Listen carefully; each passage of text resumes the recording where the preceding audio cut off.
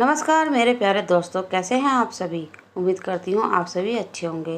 तो दोस्तों, आज फिर मैं एक नई कहानी लेकर आई हूँ जिसका टाइटल है एक डरावनी रात। तो दोस्तों, मेरी ये नई कहानी सुनने के लिए मेरे चैनल को लाइक करें, शेयर करें और सब्सक्राइब करना ना भूलें। तो कहानी शुरू करते हैं आज की एक डरावनी रात। सूरज आज बहुत खुश था। आखिर पूरे 20 साल बाद उसकी मुलाकात उसके कॉलेज के दोस्तों से हो रही थी। वो सन 1999 था जब सूरज अपनी स्कूल की पढ़ाई पूरी करके इंदौर ग्रेजुएशन करने के लिए गया था। वहाँ के एक अच्छे कॉलेज में उसे बीएससी प्रथम वर्ष में प्रवेश दिलाकर उसके माता पिता वापस लौट आए थे। एक सामान्य से पक्के मकान में किराए पर एक छोटा सा कमरा दिला दिया था। उसे कॉलेज आने जाने के लिए एक साइकिल भी दिला दी थी। उस समय सूरज के परिवार की आर्थिक स्थिति बहुत अच्छी नहीं थी। उस समय के हिसाब से उसके लिए इतना भी बहुत था। कॉलेज में वहाँ के कुछ स्थानीय लड़कों से सूरज की अच्छी मित्रता हो गई थी। वो पढ़ने लिखने में भी तेज थे और हमेशा सूरज का पूरा सहयोग करते थे। उनके साथ पढ़ाई लिखाई और मौज मस्ती में एक साल कैसे बीत गया ये सूरज को समझ में भी नहीं पाया था। पर सूरज की परीक्षा पास आते आते उसके पिताजी का स्वास्थ्य गंभीर रूप से खराब हो गया था। वो अपने व्यवसाय पर ध्यान नहीं दे पाते थे। मजबूरन परीक्षा के बाद सूरज को लौटकर अपने शहर ही आना पड़ा, जहां उसने एक स्थानीय कॉलेज में बीएससी द्वितीय वर्ष में प्रवेश ले लिया और अपने पिताजी का व्यवसाय भी वो संभालने लगा। अपने इंदौर वाले मित्रों से फ़ोन पर उसका संपर्क बना रहा, पर जीवन की व्यवस्थाओं ने उसे फिर कभी उनसे मिलने का मौका ना दिया। अब पूरे 20 साल बाद सूरज अपने मित्रों से मिलने इंदौर आया था। उसके सबसे पक्के दोस्त सुरेश ने पुराने छात्रों के पुनर्मिलन समारोह का आयोजन उन्हीं के कॉलेज में रखा था। कॉलेज की पार्टी के बाद अगले दिन उसके सभी खास मित्र मोहन, सचिन और विशाल भी सुरेश के ही घर पर इकट्ठा हुए थे। चाय नाश्ते के बाद सब बातचीत कर रहे थे। बातों बातों में सूरज के उस समय के पड़ोसियों का भी जिक्र आ गया, जो बहुत अंधविश्वासी थे और बहुत डरपोक भी। जिस मकान में सूरज इंदौर में रहता था, वहाँ अधिकतर गांव के कम शिक्षित लोग रहते थे। वो मकान किराए पर देने के लिए ही बनाया गया था। सूरज सभी मित्र उसे हमेशा किसी दूसरी अच्छी जगह रहने की सलाह देते थे, पर वो सूरज के बजट में नहीं था। उसके अड़ोस पड़ोस में कुछ अच्छे सभ्य परिवार भी थे जिनके मकान बहुत अच्छे थे, पर उन सबका सूरज के मकान मालिक से कुछ विवाद था। महीने में 2-3 बार सूरज जिस मकान में रहता था, उसके आसपास कभी नींबू मिर्ची तो कभी कुछ और टोने टोटके की सामग्री पड़ी हुई मिलती थी। सिर्फ सूरज को छोड़कर उस मकान के सभी लोग हमेशा भूत प्रेत और किसी अनिष्ट के डर से चिंतित रहते थे। सूरज का मकान मालिक इसके लिए हमेशा उसके मोहल्ले वालों को कोसता था। कई बार उनमें विवाद भी हो जाता था, पर सूरज इन सब बातों को नहीं मानता था। वो अपने पड़ोसियों को समझाने का बहुत प्रयास करता था, पर सब व्यर्थ जाता था। सूरज और बाकी दोस्तों ने सूरज के पड़ोसियों का मजाक उड़ाना चालू कर दिया।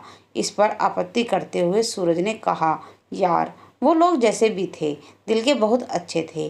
जितना मैं तुम लोगों को याद करता था, उतना उन्हें भी याद करता था। उनसे कभी मुझे कोई परेशानी नहीं हुई। पता नहीं वो लोग कहाँ हैं अब। आज यहाँ आने से पहले मैं वहाँ उनसे मिलने भी गया था, पर अब वहाँ उनमें से कोई नहीं रहता। इस पर सूरज ने सूरज के कंधे पर हाथ रखते हुए कहा, अरे यार, तू इतनी सेंटी क्यों हो रहा है। हमने कब कहा कि वो बुरे लोग थे, पर वो थे बहुत पुराने ख्यालात के अंधविश्वासी लोग। हमेशा किसी टोने टोटके के डर से डरे रहते थे। ये सब बातें हमें तू खुद बताता था। तुम ही बताओ, क्या तुम्हारे वहाँ रहते ऐसी कोई घटना हुई थी जिससे तुम भूत प्रेतों से जोड़ सको। एक गहरी सांस लेकर गंभीर मुद्रा में सूरज ने कहा, हाँ यार, एक बड़ी विचित्र घटना हुई थी जिसके बारे में मैंने कभी किसी को नहीं बताया था, तुम लोगों को भी नहीं। सूरज की ये बात सुनकर सब दंग रह गए। सचिन ने आश्चर्य से सूरज की तरफ देखते हुए कहा, अबे ऐसी कौन सी बात हो गई थी जिसे तूने हम लोगों को भी छुपाया, वो भी इतने सालों तक। शांत भाव से सचिन को देखते हुए सूरज ने कहा, वो बात ही ऐसी थी यार। मैं बहुत डर भी गया था और थोड़ा परेशान भी था कि ये बात किसी को बताऊं या नहीं। मुझे लगा कॉलेज में सब मेरा मजाक उड़ाएंगे। वैसे भी उसके बाद ऐसी कोई घटना नहीं हुई, इसलिए मैंने किसी को कुछ नहीं बताया। सूरज के इस जवाब पर विशाल ने बड़ी बेसब्री से कहा, भाई मेरे, हुआ क्या था वो तो बता। उस गंभीर मुख मुद्रा से सूरज ने बताना चालू किया। वो दिवाली की बात थी। इस दिन भी कॉलेज से लौटकर होमवर्क निपटाकर खाना बनाकर और खाकर रात को पढ़ने के बाद करीब 11:30 बजे मैं सो गया था। बड़ी अच्छी नींद आई थी, पर थोड़ी देर बाद ऐसा महसूस हुआ जैसे मेरी छाती पर कोई बड़ा भारी सा वजन रखा है, जैसे रेत से भरी हुई बड़ी बोरी। मुझे दम घुटने का एहसास हुआ। मैं घबराकर उठ बैठा। मेरी सांस बड़ी तेज चल रही थी। लाइट जलाकर देखा तो 1:30 बज रहा था। मुझे पहली बार कुछ अजीब सा लग रहा था उस कमरे में। माहौल में अजीब सा भारीपन महसूस हो रहा था। बड़ी घुटन सी लग रही थी, पर मैंने सोचा शायद आज थकान ज़्यादा हो गई है, इसलिए ऐसा लग रहा है। मैं फिर से सो गया। जैसे ही मेरी नींद लगी, फिर वही एहसास हुआ जैसे मेरे ऊपर कोई बहुत भारी वजन रखा हो और मेरा दम घुटने लगा। मैं फिर हड़बड़ाकर उठ गया। जल्दी से मैंने लाइट जलाई। इस बार मुझे कुछ डर भी लगा और मेरी धड़कन भी बढ़ गई थी। इससे पहले मेरे साथ कभी ऐसा नहीं हुआ था। मैं सोच में पड़ गया। कोई बुरा सपना भी नहीं आया था। उस रात अचानक मेरे मन में मेरे पड़ोसियों की टोने टोटके और भूत प्रेत वाली बातें कूद गईं। फिर मैंने सोचा कि शायद मेरी तबीयत खराब हो रही है और ये मेरे मन का वहम है, और मेरा दिल और दिमाग ये बात मानने को तैयार नहीं थे। मेरी तबीयत बिल्कुल ठीक थी और सर्दी जुकाम या बुखार जैसा भी मुझे कुछ नहीं था। इतना कहकर सूरज रुक गया और उसने थोड़ा सा पानी पिया। उसके बाद क्या हुआ, मोहन ने पूछा। फिर उसी गंभीर अंदाज में सूरज ने बताना चालू किया। इस बार मैंने लाइट नहीं बुझाई। मैं समझना चाह रहा था कि आखिर ये सब क्या है, लेकिन मेरी नींद लगते ही फिर मेरे साथ वैसा ही हुआ। इस बार मैं बहुत घबरा गया था। अब मुझे विश्वास होने लगा कि ये मेरे मन का भ्रम नहीं है, पर कमरे में कोई भी डरावना चेहरा या भूत प्रेत जैसी आकृति दिखाई नहीं दी। मेरे मन कर रहा था कि कमरे से बाहर निकलकर अपने पड़ोसियों से मदद मांगो, पर मेरा दिमाग इसकी इजाज़त नहीं दे रहा था। एक तो वो लोग वैसे भी अंधविश्वासी हैं, पता नहीं क्या समझेंगे। दूसरे, मुझे लग रहा था कि कहीं वो मेरा मजाक ना उड़ाएं, क्योंकि मैं अक्सर उनको समझाता रहता था कि ये सब उनके मन का वहम है। घड़ी देखी तो 2:15 बज गया था। सोचो खिड़की खोल दूं, पर दिल के अंदर से आवाज़ आ रही थी कि खिड़की मत खोलना। फिर सोचा कि दरवाज़ा खोलकर छत पर घुमाऊं, पर फिर जैसे दिल के अंदर से कोई बड़ी सशक्त आवाज़ मुझे बाहर जाने को और दरवाज़ा खोलने से मना कर रही थी। तुम लोग उस दिल की आवाज़, अंतरात्मा की आवाज़ या छठी इंद्रियां, जो कुछ भी समझो, पर मेरे अंदर से कोई चीज़ मुझसे कह रही थी कि आज यहाँ कोई बहुत बड़ा खतरा है और मुझे किसी भी हालत में सोना नहीं है। मैं बहुत डर गया। मेरे साथ इससे पहले बहुत ही कम ऐसा हुआ था कि मेरे अंदर से किसी चीज़ ने मुझे किसी खतरे का संकेत दिया हो, पर जब भी ऐसा हुआ वो बात सही साबित हुई। थोड़ी देर तक तो मैं जागता रहा, पर फिर कब नींद लग गई पता ही नहीं चला। फिर वही छाती पर कोई बहुत भारी सा वजन और दम घुटने का एहसास हुआ। आंखें खोलने पर दिखाई कुछ नहीं दिया, पर मेरा दम घुट रहा था। इस बार मैंने जैसे अपने ऊपर से उस चीज़ को धक्का देकर गिरा दिया जो मुझे नज़र ही नहीं आ रही थी। मेरी चीख निकल गई। मैं ज़ोर ज़ोर से चिल्लाने लगा, कौन है यहाँ? हिम्मत है तो सामने आओ। पर मेरी बात का कोई जवाब नहीं मिला। इतना कहकर सूरज ऐसे चुप हो गया जैसे वो सब घटनाएं उसकी आंखों के सामने जीवंत हो उठी हों। सबके चेहरे पर गंभीरता थी। मोहन को तो पसीना आ गया था। बाप रे, उसके मुंह के अकस्मात ही निकल पड़ा। और तुमने ये बात हमसे भी छुपाई रखी? सुरेश ने कुछ नाराजगी प्रकट करते हुए सूरज से कहा। अरे यार, पहले उसकी पूरी बात तो सुन लो, सचिन ने सुरेश को टोकते हुए कहा। आगे बताओ सूरज, उसके बाद क्या हुआ? सहमति से सिर हिलाते हुए सूरज ने कहा। मेरी घबराहट बढ़ती ही जा रही थी। समझ में नहीं आ रहा था कि क्या करूं? कमरे से बाहर जा नहीं सकता था। कमरे के अंदर कोई अदृश्य शक्ति मुझे सोने नहीं दे रही थी। खिड़की या दरवाजा खोल नहीं सकता था। मन करता था कि पानी पी लूं या थोड़ी सी चाय बनाकर पी लूं, पर फिर मेरे अंदर से कोई चीज़ मुझे ऐसा करने से मना कर रही थी। वो मुझसे कह रही थी कि चाय पीने के बाद लघु शंका लगने की स्थिति बन सकती है और अभी कमरे से बाहर निकलना खतरे से खाली नहीं है। तो फिर मैं क्या करूं? क्या कमरे के अंदर भी तो खतरा है? मैंने अपने अंदर से आ रही उस आवाज़ से पूछा। दिल से बस यही आवाज़ आई, जागते रहो बस, सोना मत। मन मारकर मैंने टेबल से फिजिक्स की पुस्तक उठा ली और बिस्तर पर बैठकर पढ़ने लगा, पर रत्ती भर भी पढ़ने में मन नहीं लग रहा था। फिर पता नहीं चला कब नींद लग गई और फिर वही अदृश्य चीज़ आकर मेरी छाती पर बैठ गई और मेरा दम घुटने लगा। फिर मैंने उसे धक्का देकर अपने से अलग किया और मैं ज़ोर से चिल्ला पड़ा, तेरी साले हिम्मत है तो सामने आ, आना सोए हुए पर क्यों वार करता है? मैंने पलंग के पास पड़ा हुआ एक लकड़ी का डंडा उठाया और उसे पूरे कमरे में बहुत हदास घुमाया कि शायद वो उस अदृश्य शक्ति से टकरा जाए, पर कुछ नहीं हुआ। गुस्से में मैंने अपना पूरा सामान और बिस्तर भी चेक किया, अपनी अटैची और बर्तन तक चेक किए, पर कहीं कुछ नहीं था। सूरज की ये बात सुनकर सुरेश और सचिन को हंसी आ गई थी, जबकि मोहन अभी भी गंभीर था। तब सूरज ने भी थोड़ा हंसते हुए कहा, तो और क्या करता मैं? मेरी आंखों में नींद पूरी तरह भाग चुकी थी। मुझे बहुत डर लग रहा था। 4 बज गए थे। उस वक्त समझ में नहीं आ रहा था कि क्या करूं।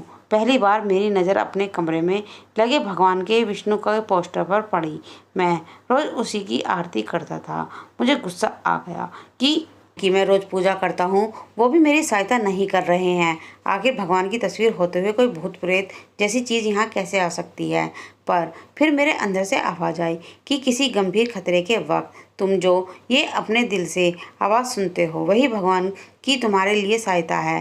पर अब मुझे खिजाया होने लगी थी। यदि रात भर जागता रहा तो सुबह खाना बनाकर कॉलेज कैसे जा पाऊंगा? सो जा। अपने कमरे के ठीक बगल वाले पड़ोसी राम सिंह भाई साहब को जगा लूं। अपने पड़ोसियों में मेरी सबसे अच्छी उन्हीं से बनती थी। मेरे उनके कमरे के बीच एक दरवाज़ा था जिससे हम दोनों अपनी अपनी तरफ से लॉक रखते थे और पर्दे भी डाल रखे थे। पर मेरा मन में ये बात नहीं मान रहा था। तुम लोगों को याद होगा कि उस वक्त मैं सेना में जाना चाहता था। मैंने ये बात अपने सभी पड़ोसियों को भी बता रखी थी। मुझे लगा कि कहीं वो मेरा मजाक ना उड़ाने लगे कि ऐसा डरपोक लड़का सेना में कैसे जाएगा। पर मेरे अंदर से वही आवाज़ कह रही थी, मुझे उन्हें जगा के उनसे पूरी बात बता देनी चाहिए। मैंने हमारे बीच के उस दरवाजे को खटखटाकर उनको कई बार आवाज़ दी, पर उस तरफ से कोई उत्तर नहीं आया। मैं निराश होकर पलंग पर बैठ गया। तब मेरे मन में पहली बार ये ख्याल आया कि आज रात कोई भी शायद लघु शंका करने के लिए नहीं उठा है। जब से मैं वहाँ रहा था ऐसा कभी नहीं हुआ था कि रात को टॉयलेट के दरवाजे और हैंडपंप की आवाज़ 2-3 बार ना आए। उस घर के टॉयलेट, बाथरूम और हैंडपंप ठीक मेरे कमरे के सामने आंगन में बाई ओर था। तब मुझे लगा कि शायद ये जो भी अदृश्य शक्ति मुझे परेशान कर रही है, जरूर ये मेरे पड़ोसियों को भी सता रही होगी। इसलिए आज कोई भी डर के मारे बाहर नहीं निकल रहा। मैं बुरी तरह से बेचैन था कि अब क्या करूं। अचानक मुझे याद आया कि भूत प्रेत हनुमान जी से डरते हैं। मुझे हनुमान चालीसा पूरी याद थी। तब मैं पलंग पर बैठकर मन ही मन हनुमान चालीसा का पाठ करने लगा। थोड़ी देर बाद घड़ी देखी तो 4:45 बज गए थे। मुझे तेज नींद आने लगी और मैं फिर सो गया। फिर वही छाती पर वजन और दम घुटने का एहसास हुआ। मैं उस अदृश्य शक्ति को धकेलते हुए फिर घबराकर उठकर बैठा। मेरे गलियों में बकते हुए वही डंडा पूरा कमरे में घुमाना चालू कर दिया, पर सब व्यर्थ था। मैं थककर पलंग पर बैठ गया। अब मुझे जोरों से प्यास लगाई थी और सिर में भी दर्द होने लगा था। मैंने सोचा कि डिस्प्रिन खाकर पानी पी लूं, पर फिर मेरे अंदर की आवाज़ ने मुझे ऐसा करने से रोका। मैंने खिंचाकर उससे मन ही मन पूछा कि तो क्या करूं? फिर मेरे दिल से आवाज़ आई कि थोड़ी देर और जाग लो। सुबह 5:40 पर इस शक्ति का असर समाप्त हो जाएगा, तब सो जाना। मैंने घड़ी देखी तो 5:15 बज चुका था। फिर मैंने हनुमान चालीसा पढ़ते हुए उतना समय काटा। ठीक 40 मिनट पर कमरे का वो भारीपन अचानक गायब हो गया। ऐसा लगा वो घुटन भरा माहौल खत्म हो गया था। मैंने पानी में डिस्प्रिन घोलकर पी और सो गया। फिर बड़ी अच्छी नींद आई। ऐसा कहकर सूरज ने जैसे उस रात को याद करते हुए चैन की सांस ली। मोहन ने आश्चर्य से सूरज की तरफ देखते हुए कहा, यार मुझे तो तेरी बात सुनकर ही कपकपी छूट गई।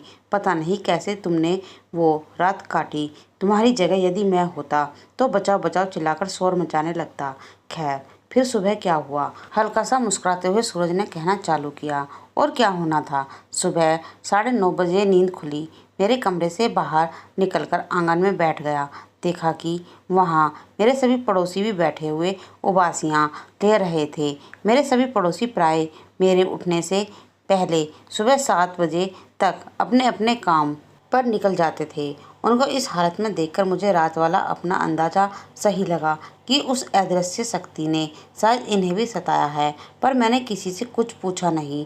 मेरे बगल वाले राम सिंह भाई साहब मुझे अजीब नज़रों से देख रहे थे। फिर उनकी पत्नी मंजू जी मुझसे बोल पड़ी, रात बहुत बुरी कटी सूरज, तुम मानो या न मानो, पर रात को कोई चीज़ थी जिसने हमें सोने नहीं दिया। जरूर किसी ने टोटका किया होगा। सुबह 6 बजे सोए हम लोग। उनकी बात सुनकर मेरा दिमाग भरना गया।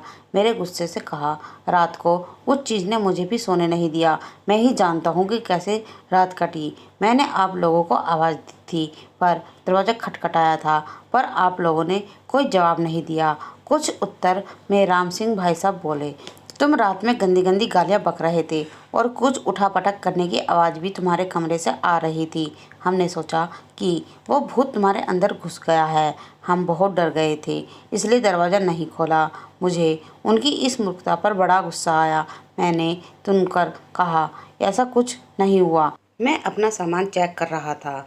डर मुझे भी बहुत लग रहा था। आप तो 2 लोग थे, पर मैं तो अकेला था। यदि आप दरवाज़ा खोल लेते तो कम से कम हम साथ में मिलकर डर लेते।